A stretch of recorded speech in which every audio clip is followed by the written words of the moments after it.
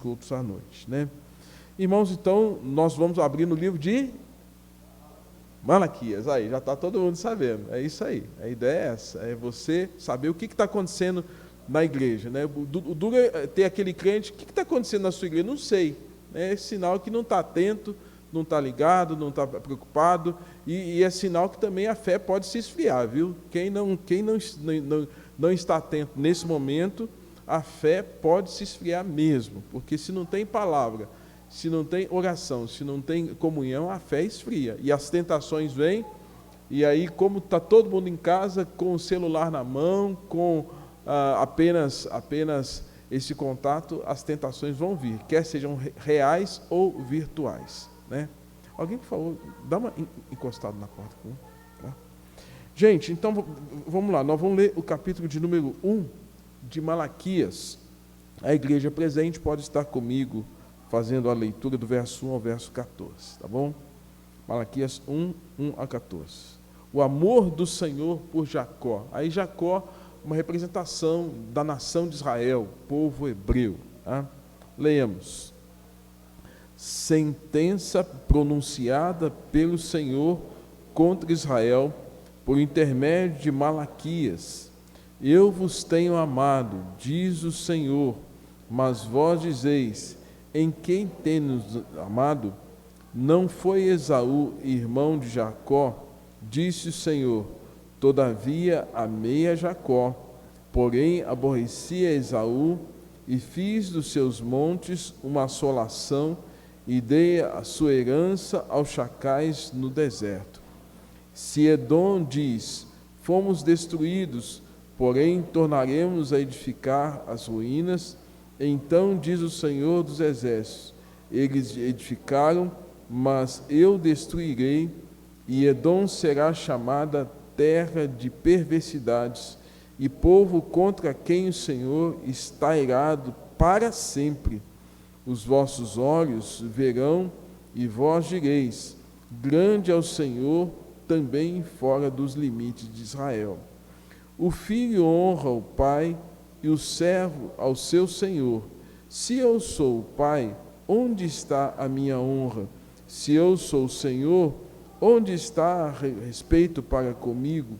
Diz o Senhor dos Exércitos, a vós outros, ó sacerdotes que desprezais o meu nome, vós dizeis, em que desprezamos o teu nome? Ofereceis para o meu altar pão imundo, e ainda perguntais, em quem havemos profanado? Nisto que pensais, a mesa do Senhor é desprezível. Quando trazeis animal cego para os sacrifícios, não é isso mal? E quando trazeis o coxo ou enfermo, não é isso mal? Ora, apresenta-o ao teu governador, acaso terá ele agradado em ti e te será favorável? Diz o Senhor dos Exércitos. Agora, pois, suplicai o favor de Deus, que nos conceda a sua graça, mas com tais ofertas das vossas mãos, aceitará ele a vossa pessoa? Diz o Senhor dos Exércitos. Tomara houvesse entre vós quem feche as portas, para que não acendesseis debalde o fogo no meu altar. Eu não tenho prazer em vós, diz o Senhor dos Exércitos, nem aceitarei da vossa mão a vossa oferta. Mas desde o nascente do sol até o poente é grande entre as nações o meu nome, e em todo lugar que lhe é queimado incenso e trazido ofertas puras, porque o meu nome é grande entre as nações, diz o Senhor dos Exércitos. Mas vós o profanais, quando dizeis, a mesa do Senhor é imunda, e o que nela se oferece, isto é, a sua comida, é desprezível. E dizeis ainda, que canseira, e me desprezais, diz o Senhor dos Exércitos. Vós ofereceis o dilacerado, e o coxo, e o enfermo, assim fazeis a oferta, aceitaria isso da vossa mão? Diz o Senhor. Pois maldito seja o enganador, que tendo um animal sadio no seu rebanho, promete e oferece ao Senhor um defeituoso, porque eu sou grande rei, diz o Senhor dos exércitos, o meu nome é terrível entre as nações. Até o verso 14. Senhor, fala ao nosso coração por meio da palavra. A exposição dela, ela é viva, ela é eficaz, ela pode convencer-nos do pecado, da tua justiça e do juízo.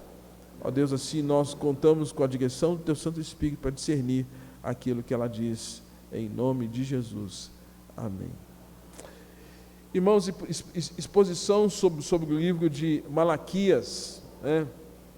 Então você vai ouvir hoje, agora cedo, hoje à noite, domingo que vem, domingo à noite, onde a gente espera cessar ou encerrar essa exposição, pelo menos 4 pregações, 4 momentos em que nós estaremos estudando sobre o livro de Malaquias. Tá? Malaquias, qual o significado do nome Malaquias? Malaquias significa mensageiro. Então, se você viu um folderzinho lá no WhatsApp, ou então se você viu lá no Instagram da igreja, o mensageiro tem uma mensagem. Então, Malaquias significa mensageiro. Alguns estudiosos chamam o livro de o livro do profeta sem nome, né? Porque alguns entendem que, como é uma mensagem de advertência, alguns estudiosos não atribuem a Malaquias, mas a tradição, a maioria dos estudiosos entendem que foi Malaquias que profetizou 435 anos antes de Cristo, né?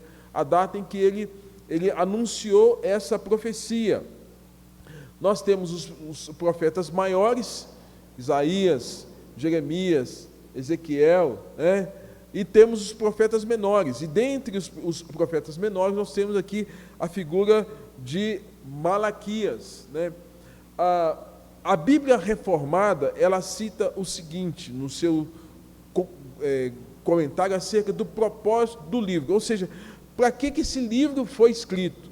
Qual a intenção de Deus em nos presentear, porque é uma boa nova, esse livro é uma boa nova, é uma boa notícia para nós, né? Embora seja de advertência, mas que nos chama a atenção, que chamava a atenção de Israel acerca de Deus. Qual a intenção, qual o propósito? A Bíblia Reformada, ela diz assim, que Deus levantou o profeta para despertar o povo do cinismo e do ceticismo. O cinismo é aquela ironia que às vezes a gente tem, a gente é meio cínico, e brasileiro é muito debochado, não é? Né? Eu não sei se vocês sabem, os jovens sabem aí que o país que mais produz meme, o que é meme? É uma piadinha, um deboche, é o Brasil. O Brasil faz piada de tudo, debocha de tudo. E nesse caso, o que estava acontecendo? O povo estava agindo, debochando de quem? De Deus. Por isso que Deus levanta o profeta para o quê? Para confrontar uma atitude cínica que o povo estava tendo. E o ceticismo, a ideia do ceticismo, a incredulidade. O povo estava cético, não acreditava mais nas promessas, nas ações de Deus. E com o tempo, isso trouxe problemas na relação de Deus com o seu povo. E também para confrontar o povo ante uma adoração morta. A vida de adoração do povo hebreu naquele contexto estava fria. E Deus então levanta o profeta para trazer essa palavra e assim renovar a esperança e reavivar a devoção e a espiritualidade de Israel. Esses foram alguns propósitos que alguns comentaristas reformados fazem acerca do livro do profeta Malaquias. 2 profetas motivadores. Quem são profetas contemporâneos de Malaquias? A história de Israel nos relata pelas Escrituras que entre 520, Ageu e Zacarias, que foram 2 profetas menores também, haviam sido levantados por Deus para levar uma palavra de ânimo, de motivação a uma geração cansada, desanimada do propósito de servir ao Senhor. E o povo estava então ficando impaciente com Deus e começaram a agir com uma certa dúvida, com uma certa incredulidade, com falta de fé e desconfiança nas promessas de Deus. É como se hoje a gente falava assim, hoje a gente não está meio cansado acerca dessa vida, pandemia, um monte de coisa, a gente fala, Jesus volta logo, hoje a gente não está meio assim? Jesus volta logo porque nós não damos conta desse mundo mais. E parece que essa nossa fala revela um pouco também do nosso cansaço, parece que a gente vai desacreditando das coisas, das pessoas, e até pode afetar a fé de muitas pessoas. No entanto, o nível de apostasia, de abandono da fé tem sido considerável nesse tempo. E aí, naquele contexto, os hebreus, os israelitas, passaram a pensar que Deus havia esquecido deles, ou seja, e que Deus lhes devia coisas. Deus tinha a obrigação de atender às expectativas e às necessidades deles. Então havia um nível de frustração, um nível de cansaço, um nível de esfriamento na fé, mas eles falam, não, mas Deus tem que dar isso para a gente. Sabe como aquele filho que chega, ele está com 25, 30 anos, e o pai sempre deu a comida, deu o teto para ele, e agora que é época dele ter autonomia, esse filho, pai, você ainda é obrigado em me sustentar. Opa! Ô filho, a gente ensina os filhos, eles crescem, têm autonomia, criam asa, e o que eles têm que fazer? Vai caçar seu rumo, vai caçar seu rumo, vai dar conta da sua vida, vai ter o seu trabalho, vai ter a sua esposa, vai ter a sua família, e parece que Israel estava vivendo como se fosse agora uma obrigação de Deus, depois de tantas e tantas circunstâncias que Deus supriu, cuidou, eles achavam ainda que Deus lhes devia coisas. E foi nesse cenário que Deus levantou Malaquias, o mensageiro de Deus, para expor a religião frágil que os israelitas estavam mantendo e como essa condição os deixou arrogantes, vivendo uma religiosidade morta e decadente. Se você já leu o livro de Neemias, Neemias foi outro contemporâneo de Malaquias. Eu falei aqui de Ageu e Zacarias. E Neemias também foi contemporâneo de Malaquias. E duas informações importantes que a gente pode ter ainda para a gente entender o pano de fundo que está por trás dessa história do livro de Malaquias. Primeiro, o povo tinha voltado do cativeiro, né? O povo tinha voltado do cativeiro. Aqui eu sei que quem está em casa não tem como responder, mas quantos anos que o povo ficou no cativeiro? Quem lembra? 70 anos. 70 anos viveram debaixo do cativeiro babilônico. Então agora eles estavam voltando do cativeiro. Eles estavam voltando para a terra, para Jerusalém, né, para Israel. E você se lembra que quando houve a questão do cativeiro, eles perderam muito a identidade deles, o templo foi destruído, os muros de Israel foram destruídos. No entanto, no ministério de Neemias, qual foi a ênfase que Deus colocou no coração de Neemias, que estava no contexto de um outro país, que volta para Israel e que agora, em 52 dias, eles reconstroem o quê? Os muros. Lembra disso? Então é nesse contexto, eles tinham voltado, Neemias é levantado nesse contexto, e aí, irmãos, eu posso até fazer uma ponte, se você me permitir, como nós voltamos do isolamento social depois de quanto tempo? 5, 6 meses. 5, 6 meses dentro de casa. Os israelitas haviam ficado 70 anos fora da terra, sem poder celebrar no templo. Se você está reclamando de 5 meses, 6 meses que você não pôde vir à igreja, o povo lá ficou 70 anos. Já pensou? 70 anos é uma geração, é uma vida, né? Quem aqui tem 70 anos, mais ou menos? Quem aí? Ninguém tem, gente. Só o Sr. Josué. O Sr. Josué tem quanto, Sr. Josué? Quanto? 89. Aí, é uma vida do Sr. Josué, um pouquinho mais, sem ir ao templo. Sem ir ao templo, sem estar no templo, né? Então, é essa condição. Em uma segunda circunstância que a gente pode aprender sobre esse pano de fundo nos dias de Neemias, é que o segundo templo, segundo, o templo havia sido destruído em 586. pelo Império Babilônico, sob a liderança de Nabucodonosor. Neemias é instrumento de Deus para reconstruir os muros da cidade. Então, o que nós temos aqui? Nós temos um povo que estava voltando do cativeiro, voltando do exílio, voltando à sua terra natal. É como se nós aí, depois desses 5, 6 meses, voltando para estar aqui no templo, voltando para fazer as coisas de Deus, né? Lembrando que o templo passou por 3 destruições, e essas 3 destruições foram tentativas de enfraquecer o povo de Deus. Gente, não se engane, toda vez que alguma coisa acontece, o ponto final é o enfraquecimento daqueles que servem a Deus. O alvo sempre é esse, a natureza de Satanás é sempre essa. Então, já não é de hoje que tentavam diabolicamente destruir a noção de fé na concepção judaico-cristã.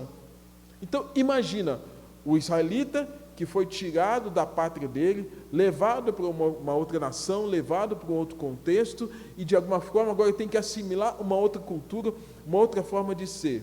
A minha filha que está fora está vivendo muito isso. Pai, que saudade que eu tenho do Brasil, nós temos de tudo, nós somos felizes e nós não sabíamos, porque nós temos o clima, nós temos a alimentação, e o jeito de uma cultura ser é muito diferente da nossa. Então, tem esse aspecto transcultural que nós temos que entender, que os israelitas estavam o quê?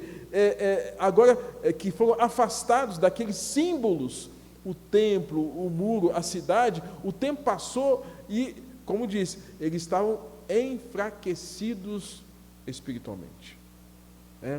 Segundo, que a gente pode ver aqui, tentaram calar a voz da oração de Daniel. Você se lembra lá que naquele período de Nabucodonosor e Belsazar, um dos decretos que houveram ali foi para que ninguém fizesse oração. Você se lembra disso? É nesse contexto aqui que nós estamos tendo, em que o pano de fundo é esse momento que o povo está voltando para casa e que lá atrás várias ações foram feitas para impedir o povo de Deus de buscar o Senhor, de estar na presença de Deus. Destruíram o símbolo de fé dos judeus, que é o templo construído nos dias de Salomão, em 586 a.C., depois no ano 70 depois de Cristo, e depois em 135. Então o templo de Jerusalém foi construído por Salomão, destruído em 586 a.C., nesse contexto que a gente tem um livro de Malaquias.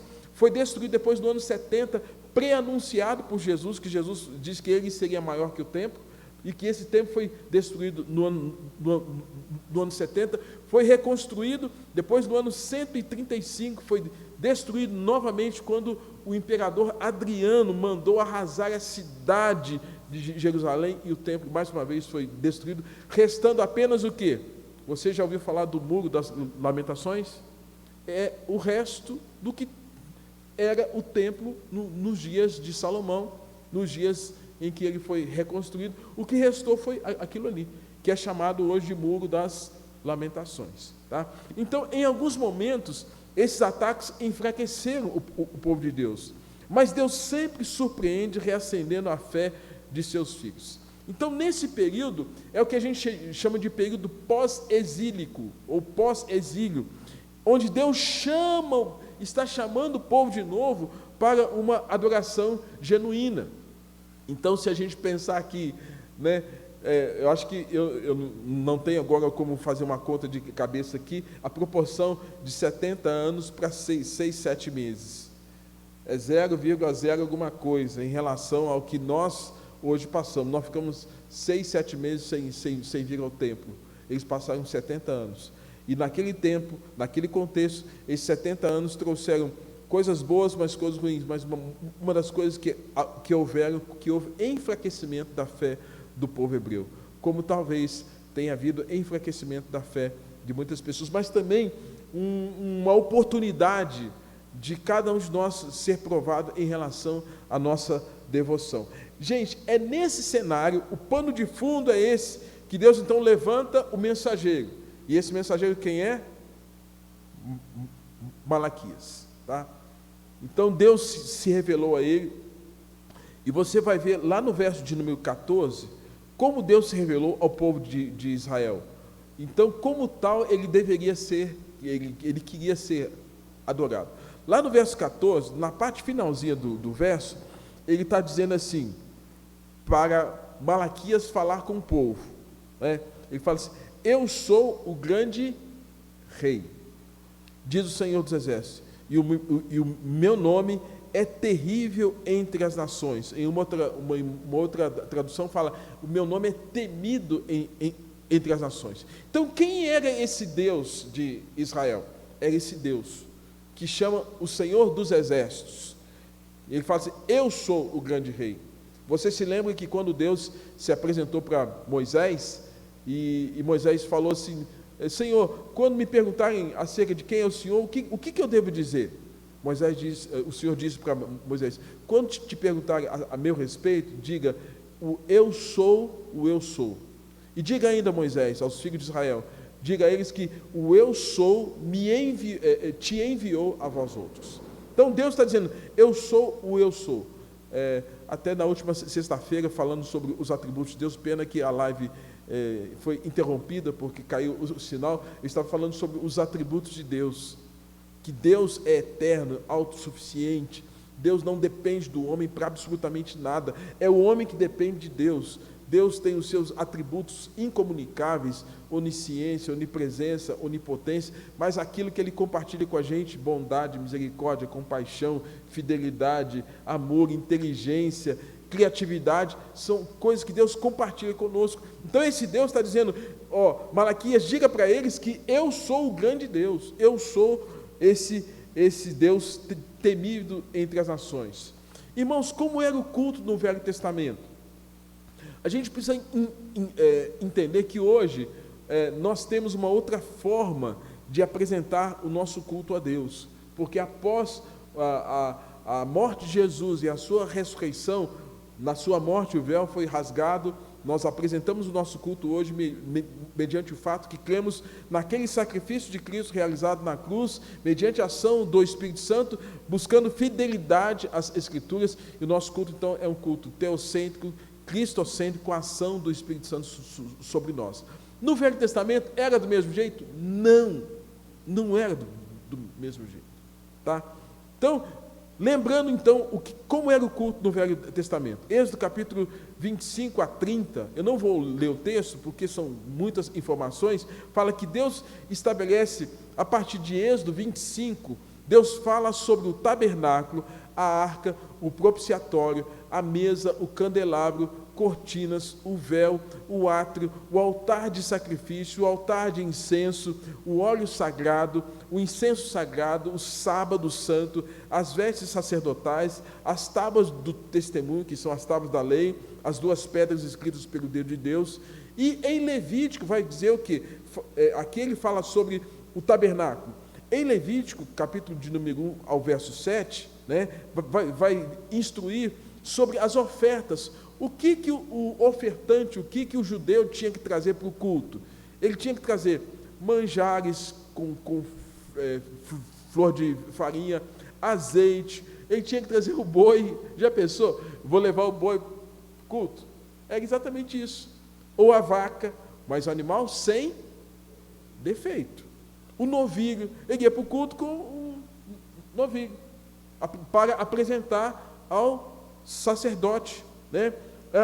Pombas, que nesse caso, pombinhos trazidos para pecados ocultos, um carneiro por um pecado por sacrilégio, uma oferta de gratidão, ofertas pacíficas, era apresentado bolos, asmos com azeite, e não deveriam comer gordura de animal dilacerado. Então, depois Levítico capítulo 10 ao capítulo 16 fala do tipo de animal que Deus não aceitava para o culto. Então hoje você pega o seu carrinho, né? Ou pega o seu busão lá e vem para o culto.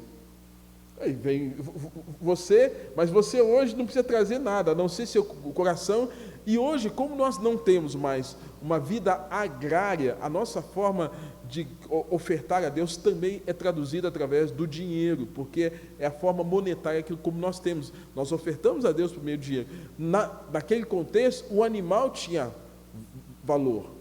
E esse valor era atribuído como oferta a Deus. Então era assim que acontecia o culto no Velho Testamento. Hoje está muito mais fácil, né? Muito mais fácil.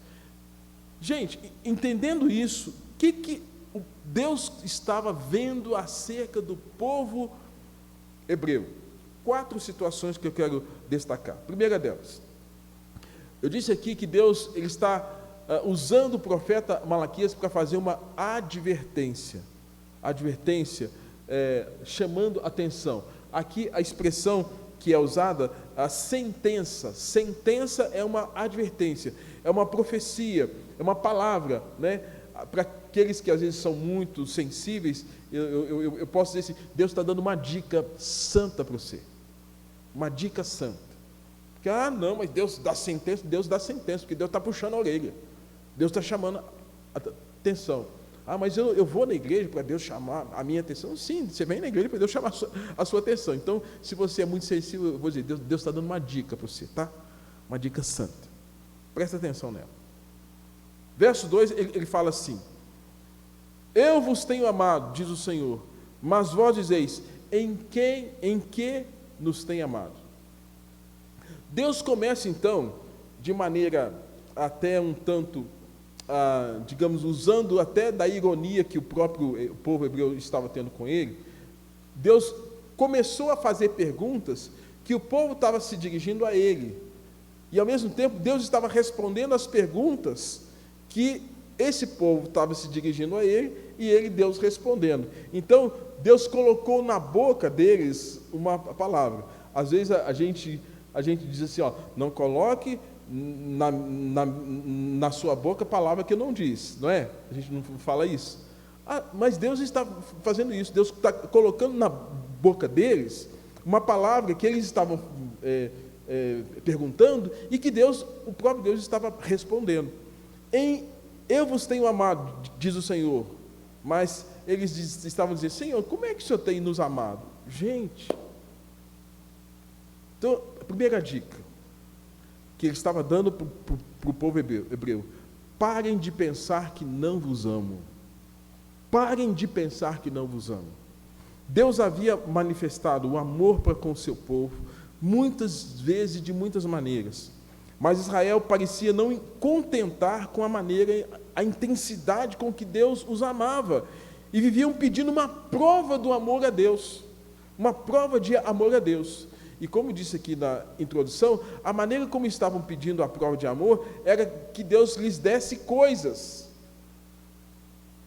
Deus, se o Senhor gosta da gente, dá coisas para a gente, dá bens para a gente. Era essa forma como eles estavam pensando que Deus deveria manifestar o amor dele para com a nação de Israel. Lembrando que lá no livro de Deuteronômio, capítulo 7, você pode conferir depois, capítulo 7, verso 7, Deus já havia dito, e dito que amava aquele povo. Deus já havia dito, e aí o texto diz o seguinte: não vos teve o Senhor afeição, nem vos escolheu porque fosseis mais numerosos do que qualquer outro povo, pois eres o menor de todos os povos, mas porque vos amava, e para guardar o juramento que fizera aos vossos pais, o Senhor vos tirou com mão poderosa e vos resgatou com mão da casa da servidão. Quando é que Deus disse que amava a nação de Israel? Lá atrás. Nós precisamos, irmãos, estar atentos, porque às vezes a gente fica como aquela, me perdoe, aquela mulher carente que o tempo todo precisa que o marido fale com ela que ele a ama. Mas ele prova o seu amor não somente com palavras, mas com atos, com a presença, com afeto, com carinho, com atenção. Israel estava parecendo, nessa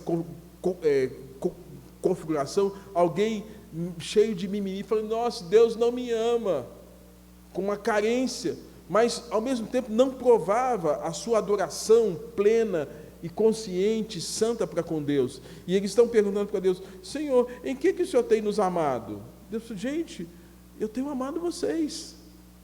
Eu tenho amado vocês. Portanto, aqui, Deus é como um marido fiel. Deus havia dito quanto amava Israel, mas a nação desacreditava nesse amor e pedia provas de amor para com Deus. Irmãos, que Deus tenha misericórdia de nós, porque Deus já nos deu grande prova de amor, nós hoje. E a grande prova de amor dele foi quem? Foi Jesus. E hoje a gente fica querendo que Deus nos dê prova de amor. Deus me dê prova de amor, me dê a casa. Deus me dê prova de amor, me dê o carro. Deus me dê coisa. A gente está agindo como o povo hebreu lá atrás, pedindo provas de amor para Deus, sendo que Deus já manifestou. Mas Deus prova o seu amor para conosco, nos enviando o seu Filho Jesus para morrer em nosso lugar. Ele já manifestou essa prova de amor. E lá atrás eles estavam querendo essa prova de amor. Então, a primeira dica, se você é muito sensível, pare de pensar que Deus não te ama. Pare de pensar. E se você quer uma palavra dura, séria, de advertência, como lá, Deus ama você. E Deus não precisa te provar mais nada acerca do amor dele para com você. Só o fato de você estar vivo é prova desse amor dele para contigo. Só o fato de você ter a consciência da palavra dele é prova do amor dele para com você. Segunda dica, ou segunda advertência, nós encontramos lá no verso de número 6. No verso 6, diz assim: o filho honra o pai e o servo ao seu senhor. Se eu sou o pai, onde está a minha honra? E se eu sou o Senhor, onde está o respeito para comigo? Diz o Senhor dos Exércitos a vós outros, ó sacerdotes que desprezais o meu nome. Apenas essa parte aqui. Irmãos, Deus está dizendo assim: olha, se vocês estão dizendo que eu sou o pai de vocês, eu pergunto para vocês: onde está a honra de vocês para comigo? E onde está o respeito de vocês para comigo? Se a gente pegar um dos textos lá dos 10 mandamentos, quando nós temos dos mandamentos que o Senhor nos dá: honra teu pai e tua mãe, para que se prolongue os dias na terra. É o único mandamento que nós temos como promessa. Honrar pai e mãe significa vida longa, Vida longa, bênção de Deus. E eles estão falando, eles estão agindo de um jeito que Deus está dizendo assim: se eu sou o pai de vocês, como é que vocês estão agindo comigo em relação à honra? E honra, irmãos, é o quê? Honra tem a ver com esse respeito, com essa devoção, com o fato de atribuir louvor, o reconhecimento da grandiosidade, como nós cantamos aqui, E aí, eles estão sendo postos diante de uma situação que eles querem coisas, mas não querem honrar o pai. Eles querem coisas, mas não querem honrar o pai. Então eles querem apenas as bênçãos do pai. Eles não querem ter o respeito, essa honra com o pai. E aí, nessa outra circunstância, quando ele fala de respeito, respeito significa consideração, deferência, reverência. É triste quando a gente vê hoje alguns filhos, a maneira como eles reportam aos próprios pais, com falta de honra, com falta de respeito, com falta de reverência em relação à figura do pai ou à figura dos pais, e como isso, irmãos, é complicado, porque aborrece o coração desse pai que deveria receber essa honra, esse respeito. E aí me remete ao texto de 1 João capítulo 4, verso 19, quando fala assim: nós amamos porque ele nos amou primeiro. Se alguém declarar eu amo a Deus, porém odiar a seu irmão, é mentiroso. Porquanto quem não ama o seu irmão a quem vê, não pode amar a Deus a quem não enxerga, a quem não vê. Eles não estavam amando esse Deus, não estavam revelando amor para com esse Deus. e por isso não honravam e nem respeitavam. Então, era esse povo que estava se apresentando diante de Deus para pedir coisas, e não para desfrutar da companhia do pai, né? Quando tem um filho que honra o pai, o que ele mais deseja é estar com esse pai, ainda que seja nos últimos anos, nos últimos dias de vida desse pai da terra. Muito mais ainda o nosso Pai Celeste, nosso Pai dos céus, o quanto Ele quer a nossa presença, Ele quer a sua presença. Então, a segunda dica, ou a segunda advertência: me honrem como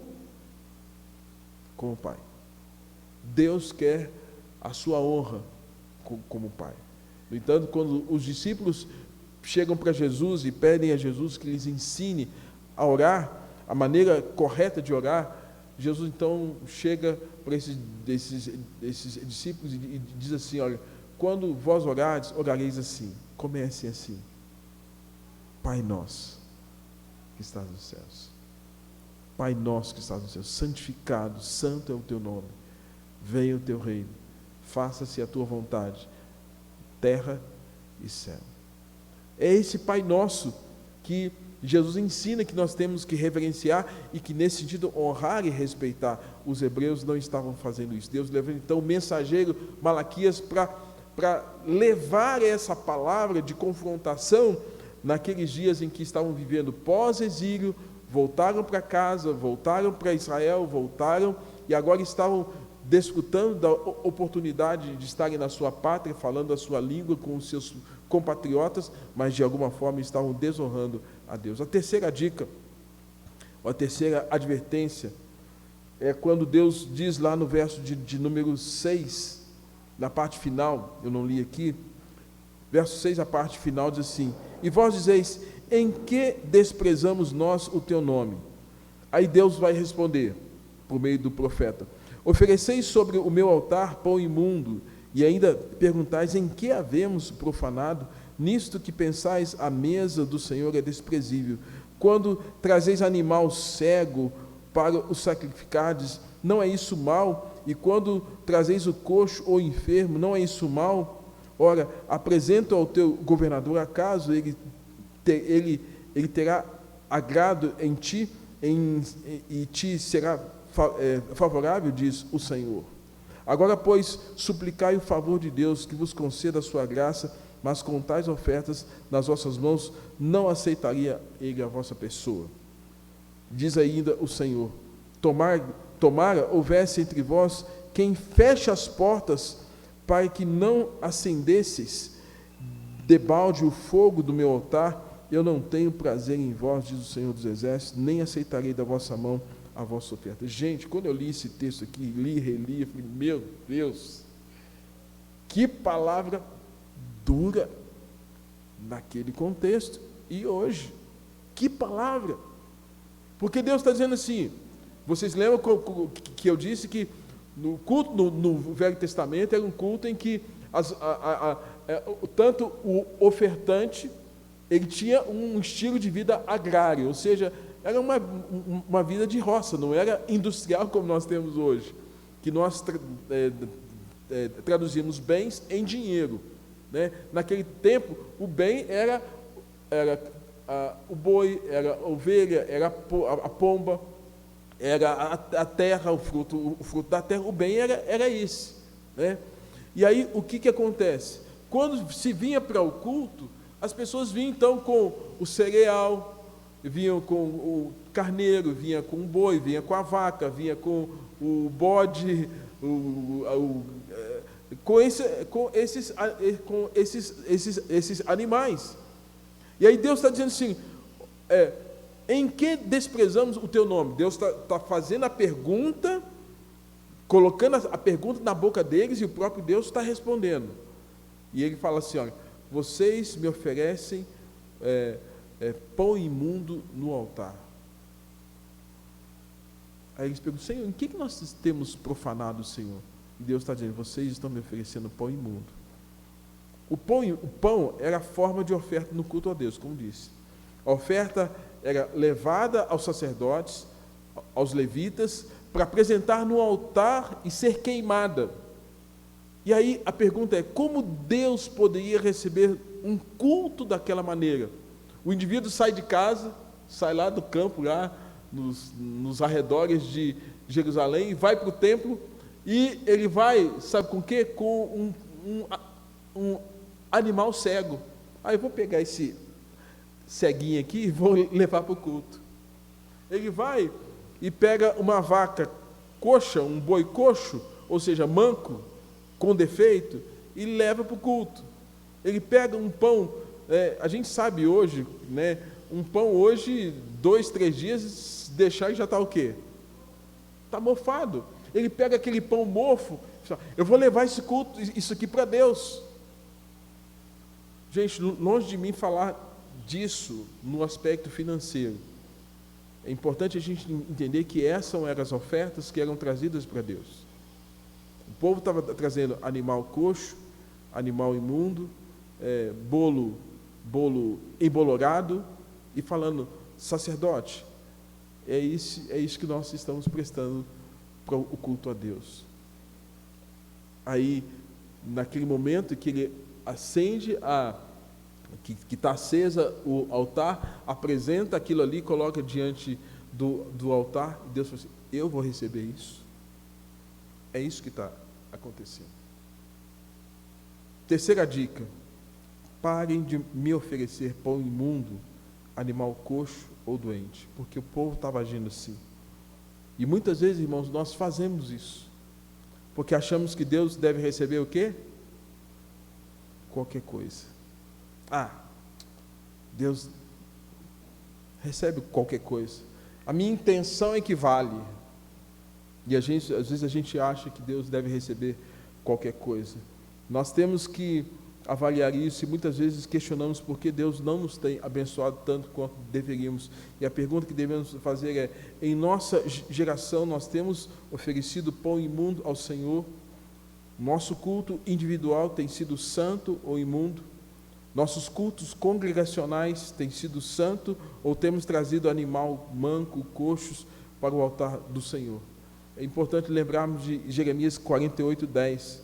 Maldito aquele que fizer a obra do Senhor relaxadamente, maldito aquele que retém a sua espada do sangue. Deus estava mostrando àquele povo que precisava mudar a sua atitude em relação ao culto. Passaram 70 anos, voltaram para Israel, voltaram para a sua cidade, voltaram para o templo, voltaram para os arredores dos muros de Jerusalém, mas a atitude deles, que deveria ser uma atitude de celebração, de entusiasmo em relação ao fato de agora voltarem para casa e desfrutarem da comunhão com o Senhor, não era isso que estava acontecendo. E o duro, irmãos, que a oferta estava associada à pessoa, como ela se portava em seu culto a Deus. Naquele contexto, oferta imunda, Deus não recebia nem a oferta e nem o ofertante. Nenhum dos dois.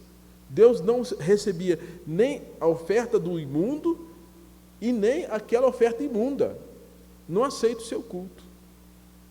Talvez seja por isso que muitas pessoas precisam avaliar que a maneira como chegam diante de Deus, talvez vai decifrar aquilo que elas vão aprender acerca do culto. Tem gente que fala, eu fui no culto e não senti nada. Talvez não foi o culto, foi como você chegou aqui. Como você adentrou esse espaço. Qual a sua atitude em relação a estar nesse momento de celebração a Deus. Porque se estava tudo errado lá atrás, você não acertou com Deus lá atrás, antes de chegar aqui, a sua motivação foi ter uma celebração congregacional, aí você culpa o pregador, culpa o irmão, culpa a irmã, culpa o conselho, culpa a liderança da igreja, o louvor, culpa todo mundo.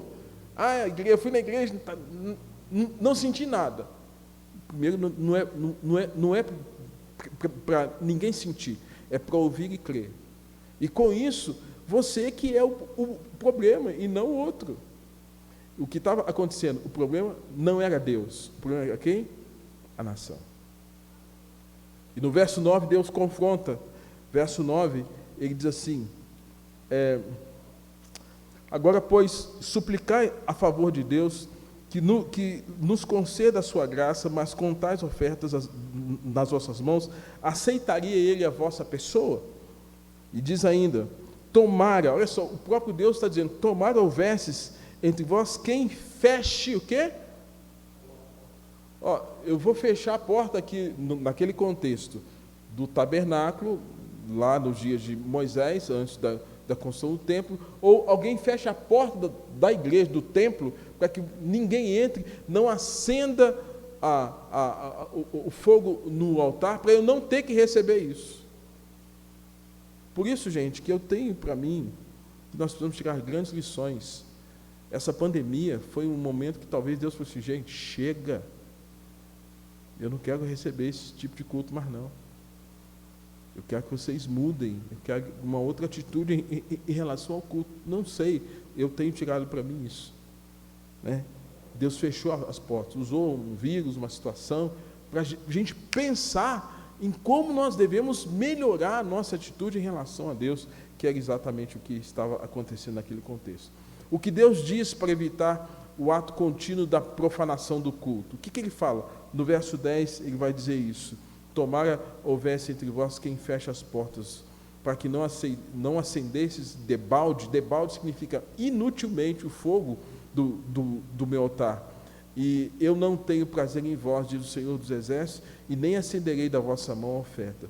No verso anterior ele diz que rejeitaria a pessoa, agora ele diz que rejeita também a oferta da pessoa. Por isso ele usa o termo debalde. O que é debalde? Quer dizer inutilmente, em vão. Ao dizer que alguma coisa é debalde, o sujeito indica que aquilo é desnecessário e inútil, que não tem serventia e será desperdiçado. Não quero culto com animal coxo, bolo embolorado, animal cego, não aceito. Não precisa nem acender o altar. Deus está dizendo que desse culto ele não aceita, e será inútil e em vão. Eu não recebo a oferta e nem o ofertante. E a quarta, última dica ou advertência é: parem de me enganar. Nós encontramos isso lá no verso 14, quando o Senhor diz assim, que o povo estava dizendo assim, nossa, que canseira esse negócio, essa nossa vida com Deus, que canseira, não dou mais conta, traduzindo para o português dos nossos dias, não dou conta, estou cansado da igreja, estou cansado da fé, estou cansado de Deus, estou cansado de pastor, estou cansado. Eles estão dizendo aqui, ai que canseira. Aí ele fala, e me desprezais, verso 13 diz isso, né? E me desprezais, diz o Senhor. Vós ofereceis o dilacerado, o coxo, o enfermo, assim fazeis a oferta, aceitaria eu isso da vossa mão, diz o Senhor. Aí, verso 14, pois maldito seja o enganador, que tendo um animal sadio, ou o seu rebanho, promete e oferece o Senhor um defeituoso, porque eu sou grande, o rei, diz o Senhor dos Exércitos, o meu nome é terrível e temível entre as nações. Deus está dizendo só, eu sou o Deus, grandioso Deus, eu sou. Por que vocês estão tentando passar a perna em mim? Maldito seja o enganador, que tendo um animal sadio, o seu rebanho promete e oferece ao Senhor um defeituoso. Ele está dizendo, parem de me enganar. Parem com isso. Me enganar assim é maldição para vocês mesmos. E aí nós nos lembramos de Gálatas capítulo 6, 7, que fala, não se devem, de Deus não se zomba, de Deus nós não podemos zombar nem enganar, pois aquilo que o homem semear, isso ele vai colher, isso ele vai ceifar. E os olhos do Senhor estão sobre toda a parte, ele observa atentamente os olhos, a vida dos bons e a vida dos maus. Então, não tem como nós nos ocultarmos de Deus. E eu concluo, irmãos, esse momento com algumas considerações com os irmãos sobre esse primeiro capítulo. Como lá, Deus deseja receber a nossa adoração. A Miriam leu aqui João 4, 44, que Deus é Espírito, importa que seus adoradores o adorem em Espírito e em verdade, né? Deus deseja receber a nossa adoração de forma santa, pura e sincera. Sabemos que o nosso pecado, ele é uma praga para nós. Sabemos que o nosso pecado é um grande obstáculo para todos nós. E eu não me excluo disso. É uma luta nossa. Paulo fala isso, é uma luta terrível que nós temos que ter. Mas quando nós nos arrependemos, quando nós confessamos, isso quebra todo o ciclo de conflito, de maldição e de perturbação da nossa alma em relação ao nosso culto a Deus. É isso que Deus quer que nós tenhamos. Por que Davi foi chamado homem segundo o coração de Deus? Porque ele tinha uma atitude de arrependimento. A história de Davi é marcada por erros, dificuldades, pecados, fraquezas, conflitos familiares, paternidade dele, filhos em conflito. Mas a atitude de Davi, gente, principalmente depois que descreve o Salmos 32, é uma atitude de devoção, de rendição. E Deus se agrada de um coração contrito. É isso que nós temos que entender. É fato também que nós não podemos traduzir a graça em graça barata. A graça barata é viver na perspectiva de que Deus está sempre trazendo perdão sem que nós nos arrependamos. Deus não aceita qualquer coisa, muitos estão oferecendo a Deus qualquer coisa. Então, paremos de pensar que Deus não nos ama, fazendo joguinho de cena. Ele já declarou isso em Cristo. Segundo, honremos a Deus como Pai. Me honrem como Pai. Se não honramos, honraremos a outro, porque ou haveremos de servir a Deus ou a Mamon. Não podemos servir a dois senhores. Se não adoramos o Senhor, se não servimos o Senhor, podemos estar servindo a outros deuses. Pare de me oferecer pão imundo e animal coxo. Paulo fala que nós temos que oferecer a Deus um culto racional, né? Um culto santo e agradável a Deus. E parem de tentar me enganar. De Deus nós não podemos zombar. Deus tem os olhos sobre toda a terra. Deus é um Deus onisciente, onipresente e onipotente. Esse texto me remete a essas considerações.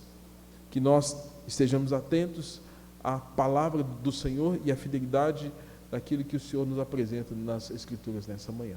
Vamos orar e assim a gente vai estar encerrado. Senhor Deus, nosso Pai, obrigado pela manhã que o Senhor nos deu, esse momento de estudo. Que o Senhor nos abençoe e traga sobre nós, ó Pai, cada vez mais o entendimento da Tua palavra e traga sobre nós esse princípio de uma adoração santa, uma adoração a Deus em que a nossa vida, desde o nosso dormir, o levantar, o trabalhar, o conviver em família e outras atividades de trabalho, de estudo, sejam traduzidas numa adoração, numa liturgia de um culto vivo, santo e agradável ao Senhor. E desperta o nosso coração para que nós não vivamos como naqueles dias, ó Pai, em que ironicamente estavam agindo como se o Senhor os tivesse abandonado. Ó Deus, tenha misericórdia de nós. E, ó Deus, traga-nos à noite para ouvir a Tua palavra e estreitarmos mais a nossa comunhão com o Senhor. Em nome de Jesus. Amém. Amém, irmãos. Deus nos abençoe. Lembrando que a gente sai aqui, né? Então, que os irmãos estejam abençoados à noite. Faça a sua inscrição e participe do culto conosco. Se não, você esteja aí assistindo em casa o capítulo 2, que nós estaremos estudando à noite. Deus abençoe.